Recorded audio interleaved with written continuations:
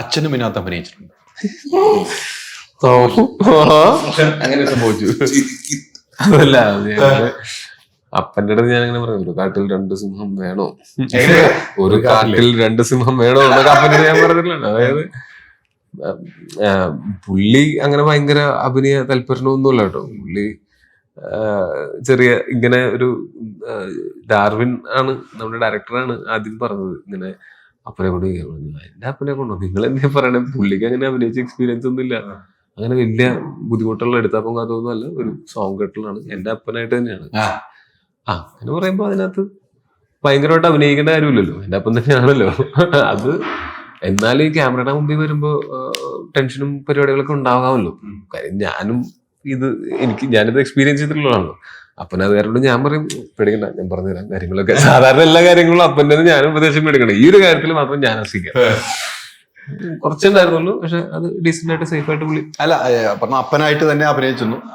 നമ്മുടെ ജീവിതത്തിലും അപ്പൻ തന്നെയാണ്. ഈ അഭിനയിക്കുന്ന സമയത്ത് അപ്പൻ തന്നെയാണ്, ക്യാരക്ടർ മാത്രം മാറുന്നുള്ളൂ. അതെങ്ങനെയാണ് ഒന്ന് വർക്കൗട്ട് ചെയ്ത്? അപ്പന്റെ പക്ഷെ പെട്ടെന്ന് കാണുന്ന സമയത്ത് രൂപം ചെറിയ വ്യത്യാസം ഉണ്ടായിരുന്നു. മീശ വളർത്താൻ പറഞ്ഞിട്ടുണ്ടായിരുന്നു. മീശ കുറിച്ച് പുള്ളി റിട്ടയർഡ് ഹെഡ് കോൺസ്റ്റബിൾ ആയിട്ട് തന്നെയാണ്. പിന്നെ ഈ ഒരു കുറിയും പിന്നെ അപ്പനെ എപ്പോഴും കൈ ഇവിടം വരെയൊക്കെ മടക്കുന്ന ആളാണ്. പുള്ളി ഇവിടം വരെയൊക്കെ മടക്കി വെച്ച് കാണുമ്പോ എനിക്ക് യൂഷ്വലി കാണുന്ന പോലെയല്ല, ഒരു വ്യത്യാസമുണ്ട്. സാധാരണ ഇപ്പൊ ക്യാരക്ടർ പിടിച്ചേക്കുന്ന പോലെ എനിക്ക് ഫീൽ ചെയ്തു. നല്ല രസമുണ്ട്. നിങ്ങൾ സംസാരിക്കുമായിരുന്നോ? സീനുകൾ കഴിയുമ്പോൾ ഇരുന്ന് സംസാരിക്കുമോ? ഞാനത് കൂടുതൽ സംസാരിച്ച അപ്പനെ വെറുതെ ടെൻഷൻ അടിപ്പിക്കേണ്ടത് ഞാൻ. പക്ഷെ അമ്മ സൈഡിൽ ഇരുന്നിട്ട് കുറി ആ കൈയുടെ മുടക്കുന്നൊക്കെ പറഞ്ഞിട്ട് ഞാൻ പറഞ്ഞ അമ്മ വെറുതെ ടെൻഷൻ അടിപ്പിക്കല്ലേ, അപ്പനല്ലെങ്കിൽ ചെറിയ ടെൻഷൻ ഉണ്ടല്ലേ, അമ്മ സൈഡിൽ ഇരുന്ന് അഭിപ്രായം പറഞ്ഞ ടെൻഷൻ അടിപ്പിക്കല്ലേ. അമ്മ ഷൂട്ടിങ് കാണാൻ വന്നേക്കാം, അപ്പനെ അഭിനയിക്കണ കാണാൻ വേണ്ടിട്ട് വന്നേക്കാം. അതൊക്കെ നല്ലൊരു മുഹൂർത്തല്ലേ? പിന്നെ ഭയങ്കര മുഹൂർത്തല്ലേ? ആദ്യമായിട്ടല്ല അച്ഛൻ ആദ്യമായിട്ടല്ലേ പുള്ളി. ഞാൻ സിനിമയ്ക്ക് കയറിയ കാലത്ത് പുള്ളി ഒരു സ്റ്റേറ്റ്മെന്റ് ഇറക്കിയായിരുന്നു വീട്ടില്.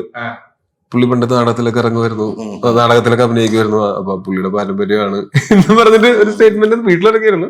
ഞാനത് വക വെച്ചു കൊടുത്തില്ല. പക്ഷെ അതൊക്കെ ഒരു ഭാഗ്യമാണല്ലോ.